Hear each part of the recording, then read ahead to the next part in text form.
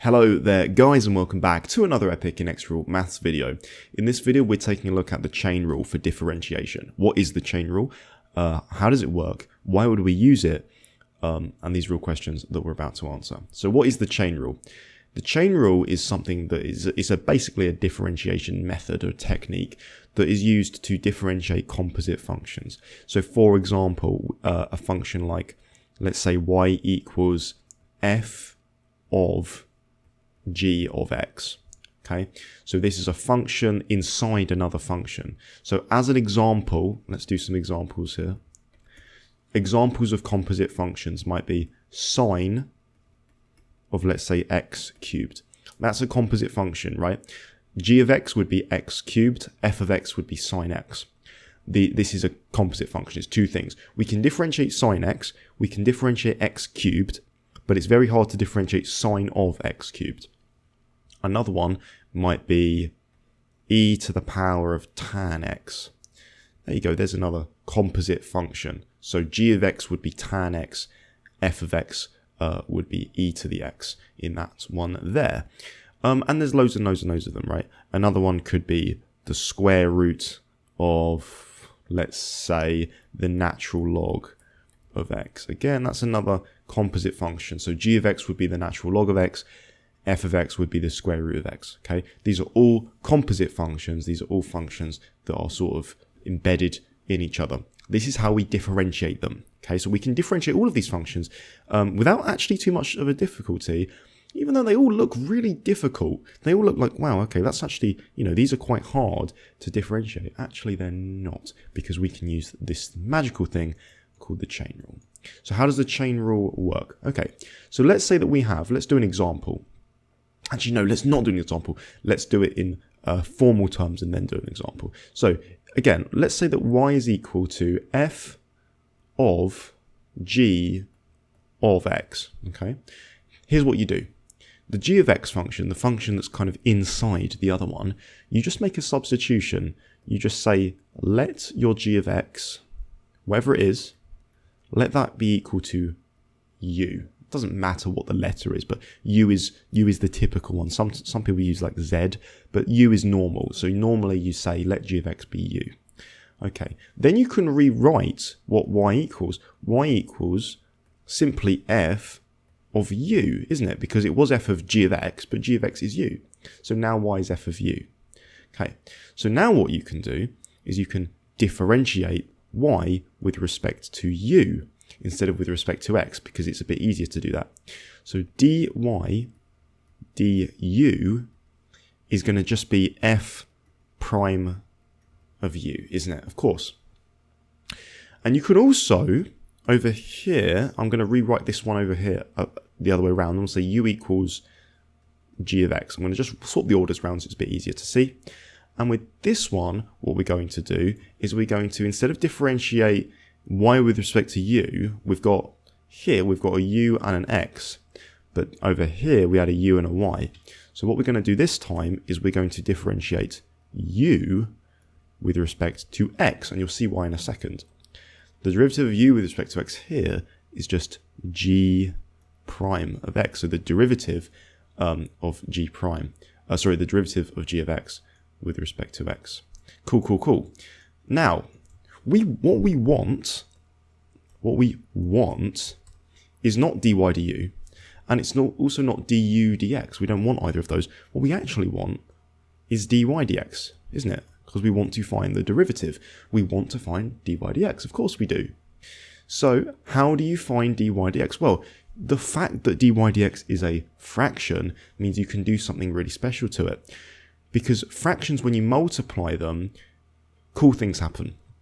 So for example, if you think about it, you could say that dy dx is equal to dy du multiplied by, let's say, du dx. Why is that true? Well, because when you multiply fractions, it's simply the numerators times together and the denominators times together. You actually just end up with these two cancelling out. You see how there's a du divided by du in there? they cancel out, they're gone, they disappear. And what you get left with is dy dx. So this is a true fact. Dy dx is equal to dy du times du dx. Amazing. So for dy dx, we simply times together the two derivatives that we found. So dy du, that was f prime of u, and du dx was g prime of x. So we times that by g prime of x. And that is, again, technically, there we are. But we don't want a u to be in our answer because we invented u. We wrote that u was a thing. We came up with it. We don't want to leave that in our answer. We want to put it back. What was u? Well, we originally said that u is g of x. So at the end, we simply put that back. And we end up with the dy dx is equal to f prime of not u, but actually g of x times g prime of x. Like that. And that is actually the derivative using the chain rule. So it looks a little bit complicated. If you have f of g of x, the derivative is basically f prime of g of x times g prime of x. That's essentially the formula for using the chain rule. Now, that's a bit rigorous. That's a little bit too formal for my liking. I think we should do an example so we can see how it really works and how you actually do it in a question. That's the best way to do it. I wouldn't recommend memorizing that formula, but what I would recommend memorizing is this method. So for example, let's say that we want to differentiate, we want to find dy dx of, let's say sine of x cubed. Okay, why not? Sine of x cubed. So that means that y equals sine of x cubed, and we want to find dy dx. Okay, what do we do? Well, the inside function is x cubed in this question. So what we do is we say let u equal x cubed. Okay, that's the substitution that we're going to make. We then get that y is equal to sine of not x cubed, but just sine of u, because u is x cubed. So we're just making a substitution. This means that we can find dy du quite easily. We have the fact that the derivative of sine u is cos u. That's just a fact. That's just true. Sine differentiates to cos, just a fact. So dy du is cos u. Cool. Okay. We can also differentiate u with respect to x. And we are using this equation here to do that. So we're kind of pretending that u is like y. But we just do the normal thing. So we differentiate with respect to x. The derivative of x cubed is 3x squared. You times the coefficient, which was 1, because this is a 1 times x cubed. You times 1 by the power, so times by 3, so 1 times 3 is 3.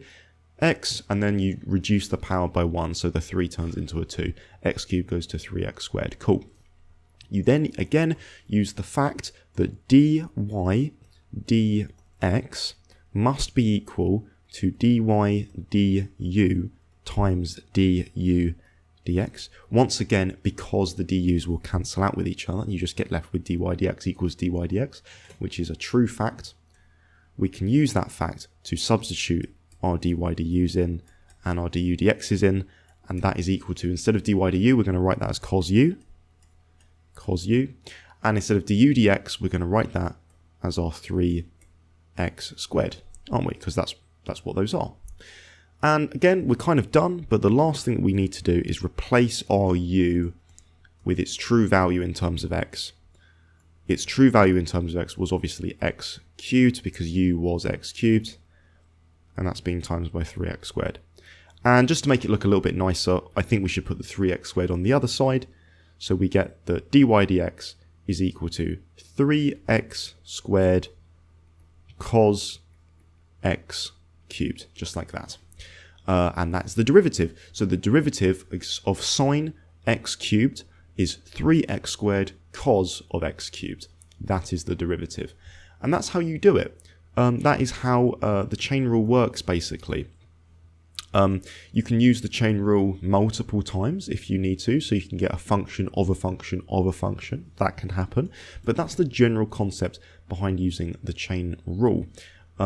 I can in the future do more videos on the chain rule, because that you can get harder examples, and you can get some strange functions come up and stuff like that, but that's the general principle behind it. There are some shortcuts, I will say. There's some things that you don't need to do that U substitution every time. For example, there's a lot of times, like this one for instance, you can look at it and you can actually know what it is immediately, and I'll tell you all of those secrets in another video. This is the idea behind the chain rule. If you enjoyed the video, thank you so much for watching, and show your friends, family, and I'll see you in the next video. Cheers.